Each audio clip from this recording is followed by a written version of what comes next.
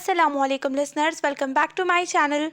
आज आप सुनेंगे नॉवल अब मोहब्बत करनी है बाय राशिदा रिफ़त। और राशिदा रिफ़त का एक बहुत ही खूबसूरत नॉवल मैं ऑलरेडी अपलोड कर चुकी हूँ, जिसका नाम है कुछ अनकही। वो स्टोरी बहुत ही अमेजिंग है, उसे भी मैं आज प्लेलिस्ट में ऐड कर दूँगी, आप चाहें तो उसे भी सुन सकते हैं।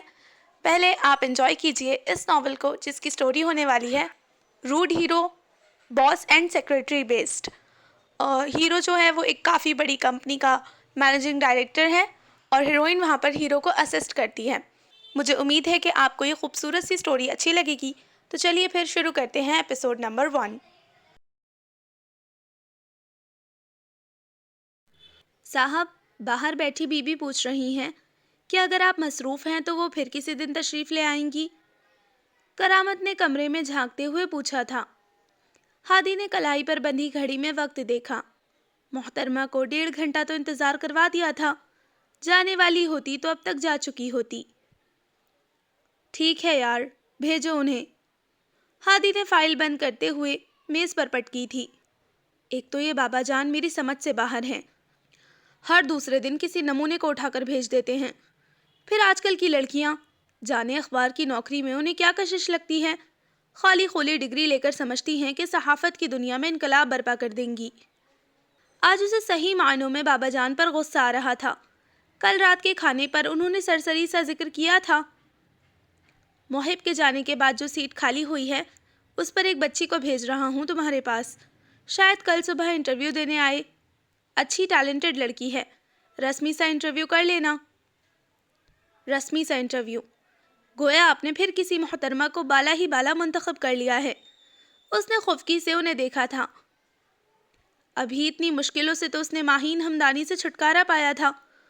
मौसूफा किसी रिटायर्ड ब्यूरोक्रेट की साहबजादी थी और बाबा जान के ताल्लुकात की वसअत के लिए शैतान की आंत से ज़्यादा क्या लफ्ज़ मुनासिब हो सकता था। 30 बरस तक सहाफ़त की वादी कारजाज में जो कामयाबियाँ उन्हें मिली थीं, उसमें बड़ा हाथ उनकी पब्लिक रिलेशन का भी था।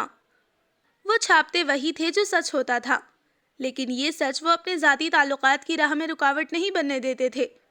और जब वो सारे इख्तियारात हादी को सौंप कर अमली तौर पर रिटायर हो चुके थे, फिर भी कभी कभार उसके कामों में ऐसी दखल दर माकुलात कर देते कि वो झुंझलाए बगैर न रह पाता।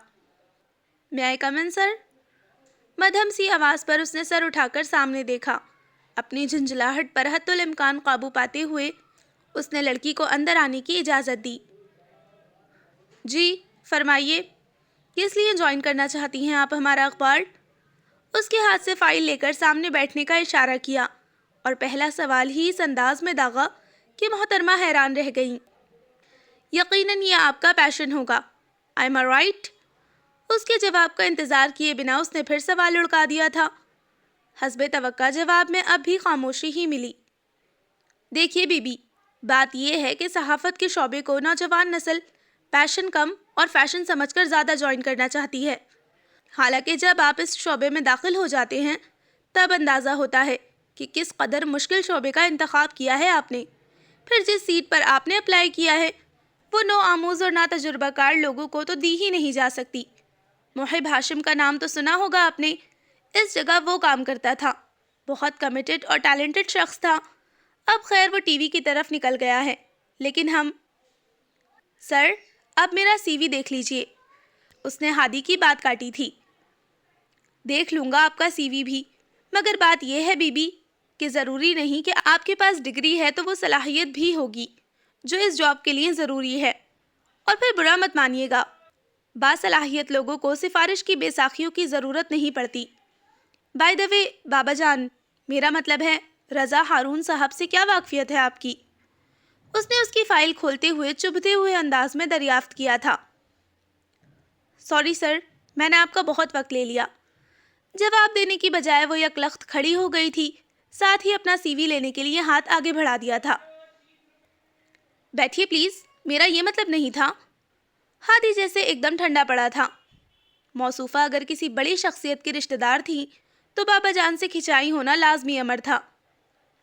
मेरा मकसद आपकी दिल आज़ारी करना हरगिज़ नहीं था।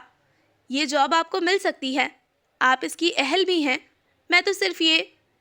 اس کی بات ابھی لبوں پر تھی کہ وہ اس کے سامنے سے اپنی فائل اٹھا کر سلام کرتے ہوئے کمرے سے باہر نکل گئی۔ ہادی صرف کندھے اچکا کر رہ گیا تھا۔ یہ وقت ہے تمہارے گھر آنے کا؟ وہ رات 1 بجے ایک آفیشیل ڈنر اٹینڈ کر کے گھر لوٹا تھا۔ بابا اسی کے انتظار میں بیٹھے تھے۔ آپ شکی مزاج بیویوں کی طرح آدھی رات تک میرا انتظار کیوں کرتے ہیں؟ وہ ہنس پڑا تھا۔ بابا جان بھی مسکرا دیے۔ تمہیں واقعی ایک شکی مزاج بیوی کی اشد ضرورت ہے۔ بہت بگڑ گئے ہو تم۔ کھانا کھا لیا آپ نے؟ اس نے مسکراتے ہوئے دریافت کیا۔ ظاہر ہے 1 بجے تک تمہارے انتظار میں بھوکا تو بیٹھنے سے رہا، وہ خفگی سے بولے تھے۔ اچھا ناراض کیوں ہوتے ہیں؟ کہیں آوارہ گردی کر کے نہیں آ رہا؟ ڈنر کا بتایا تھا نا آپ کو؟ وہ ٹائی کی نوٹ ڈھیلی کرتے ہوئے بولا تھا۔ ذمہ داریوں کا یہ طوق آپ نے ہی میرے گلے میں ڈالا ہے بابا جان۔ آج کل کمپٹیشن کا دور ہے، اپنی بقا کے لیے وقت اور محنت کی قربانی تو دینی پڑتی ہے۔ آپ کا وقت اور تھا۔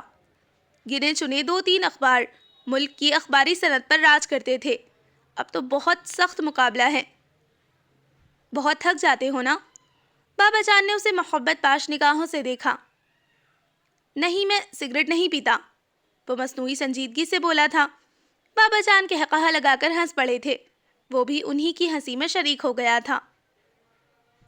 اور سناؤ، کام کیسا جا رہا ہے؟ بابا آج بہت دن بعد آفس آئے تھے اور اب آرام سے صوفے پر بیٹھے چائے کی چسکیاں لے رہے تھے۔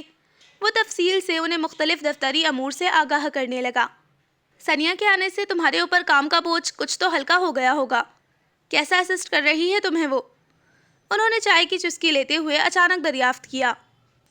کون سنیا؟ وہ واقعی کچھ نہیں سمجھ پایا۔ بنو مت، بلکہ بلواؤ اسے۔ سچی بات تو یہ ہے کہ میں آج خاص طور پر اسی سے ملنے آیا تھا۔ دیکھنا چاہ رہا تھا کہ ہمارے یہاں کام کرتے ہوئے اسے کوئی پرابلم تو نہیں۔ تم سا اکھڑ مزاج باس کہاں بھگتا ہوگا اس بیچاری نے۔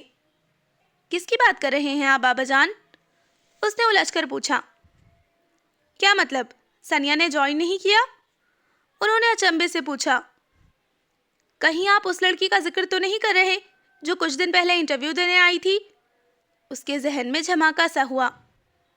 یقیناً میں اسی لڑکی کا ذکر کر رہا ہوں، انہوں نے کاٹدار لہجے میں کہا، اور ان کی اس درجہ خفگی کم از کم اس کی سمجھ سے بالاتر تھی۔ انٹرویو تو میں نے لے لیا تھا، مگر شاید سیلری پیکیج اس کو پسند نہیں آیا تھا، اسی لیے جوائن نہیں کیا۔ ان کی ناراضگی کو دیکھ کر اسے لہجے کو سرسری بناتے ہوئے جھوٹ بولنا پڑا تھا۔ خوب، تو اسے تنخواہ کم لگی تھی؟ بائی دا وے، کتنی آفر کی تھی تم نے اسے؟ بابا جان بال کی کھال اتار رہے تھے۔ کم آن بابا جان، ایک غیر لڑکی کے پیچھے آپ مجھ سے جرح کر رہے ہیں۔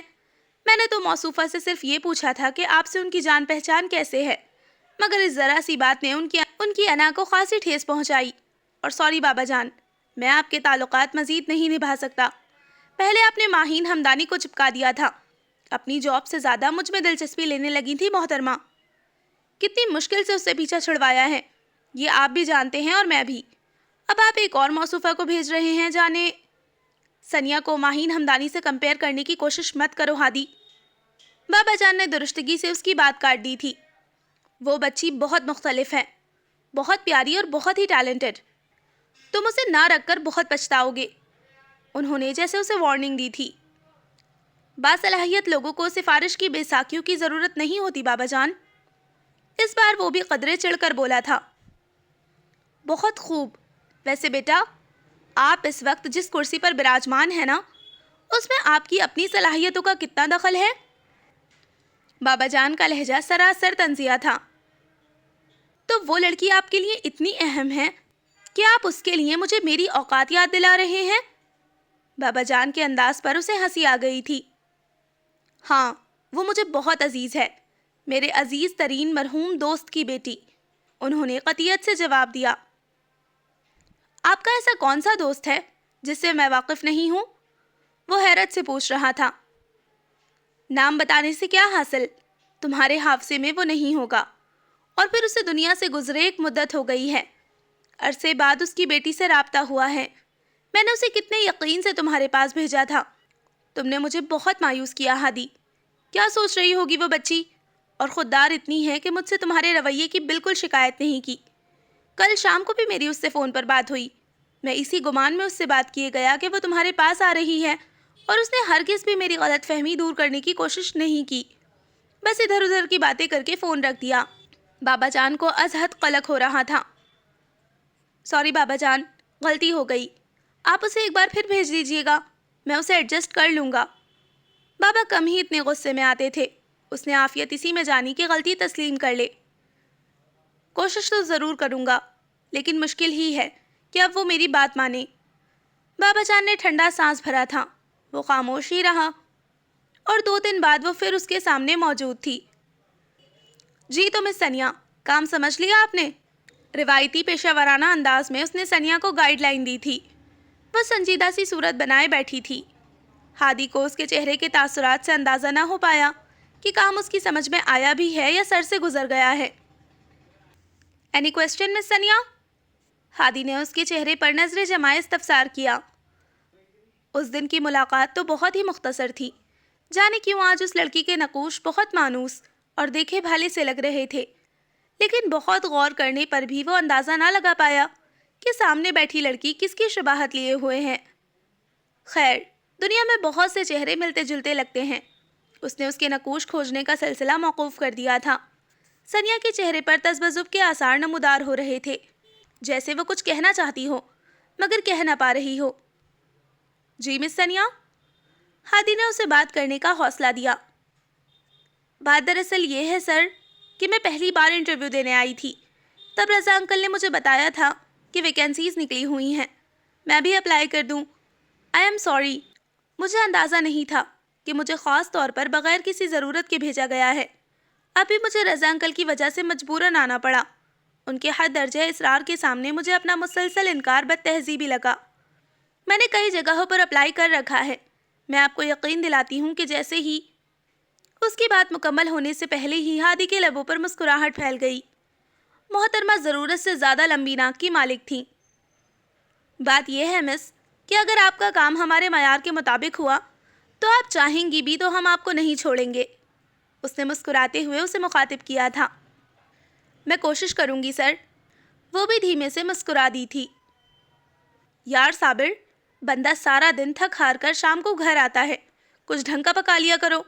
بد مزہ سا سالن کھاتے ہوئے وہ صابر سے شکوہ کیے بنا نہ رہ پایا۔ صاحب، 5 سال پہلے صابر اس گھر میں ڈرائیور کے طور پر آیا تھا۔ اب صابر کھانا بھی پکاتا ہے، ملازمہ کے سر پر کھڑے ہو کر صفائی بھی کرواتا ہے، لانڈری کے کپڑے بھی دھلواتا ہے، اور آپ دونوں گھر میں نہ ہو تو گھر کی چوکیداری بھی کرتا ہے۔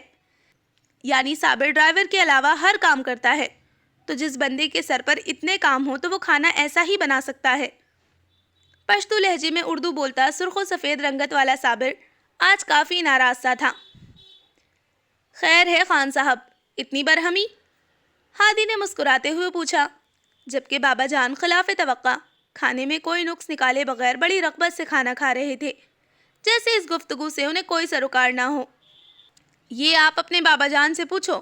صابر اس گھر کے لیے 24 گھنٹے جان مارتا ہے، اس ہڈ حرام پینو سے چیخ چیخ کر سارے گھر کی صفائی کرواتا ہے، اور آپ کا بابا صاحب کالونی کے بچے کو بلا کر گھر میں کرکٹ میچ کرواتا ہے۔ سارے گھر میں بچے وہ ادھم مچاتے ہیں کہ اللہ توبہ، فریج میں گھس کر چیزیں چٹ کر جاتے ہیں، لون کا ستیاناش کر دیتے ہیں۔ اب آپ ہی بتاؤ، صابر غصہ نہ کرے تو کیا کرے؟ بالکل کرے، غصہ کرنا صابر کا حق بنتا ہے۔ ہادی نے اس کی ہاں میں ہاں ملائی تھی۔ غصہ کرنا صابر کا حق بنتا ہے، اور اپنے حقوق و فرائض کا کچھ خیال ہے میاں تمہیں؟